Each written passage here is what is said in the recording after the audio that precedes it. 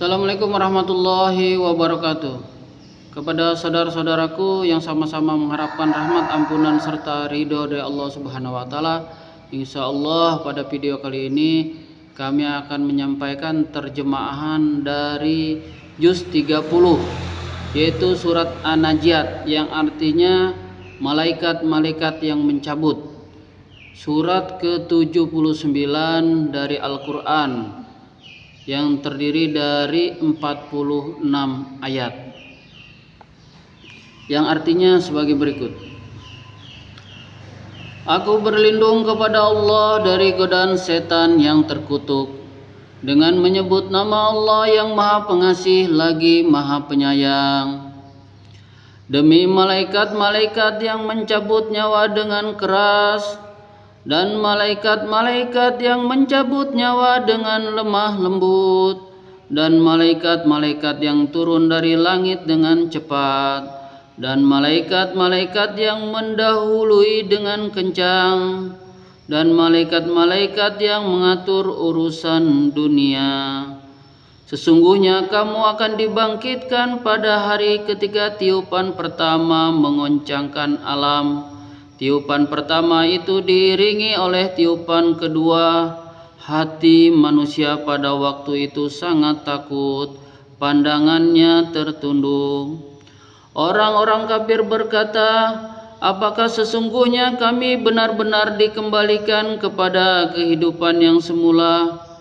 Apakah akan dibangkitkan juga apabila kami telah menjadi tulang belulang yang hancur lumat? Mereka berkata, kalau demikian itu adalah suatu pengembalian yang merugikan.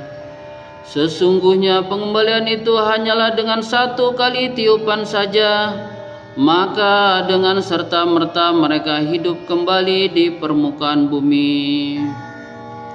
Sudahkah sampai kepadamu ya Muhammad kisah Musa, tak kala Tuhannya memanggilnya di lembah suci, ialah lembah tua.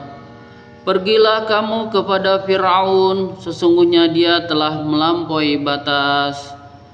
Dan katakan kepada Fir'aun, adakah keinginan bagimu untuk membersihkan diri dari kesesatan?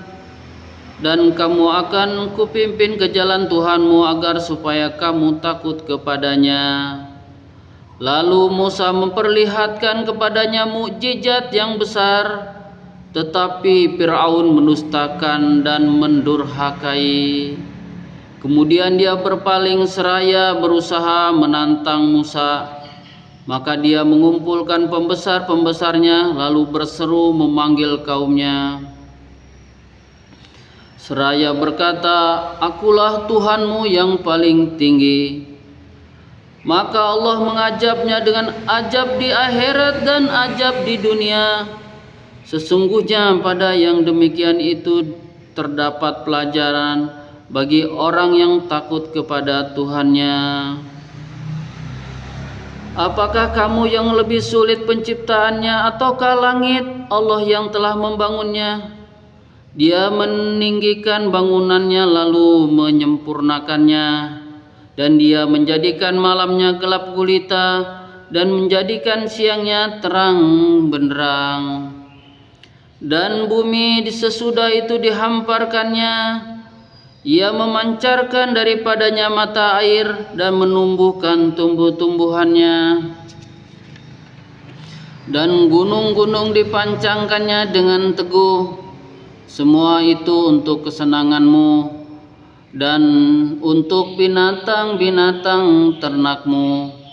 Maka apabila malapetaka yang sangat besar hari kiamat telah datang, pada hari ketiga manusia teringat akan apa yang telah dikerjakannya dan diperlihatkan neraka dengan jelas kepada setiap orang yang melihat.